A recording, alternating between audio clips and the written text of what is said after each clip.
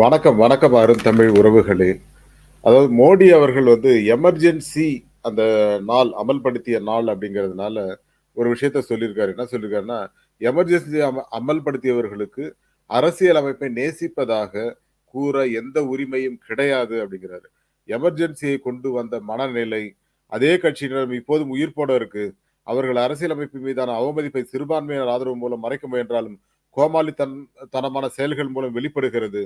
அப்படின்னு சொல்லி இந்திய மக்களை அவர்கள் மீண்டும் மீண்டும் சிறையில் அடைத்தனர். ஆட்சியை பிடிப்பதற்காக அன்றைய காங்கிரஸ் ஒவ்வொரு ஜனநாயக கொள்கையையும் புறக்கணித்து தேசத்தையே சிறையாக மாற்றியது அப்படின்னு சொல்லியிருக்காரு.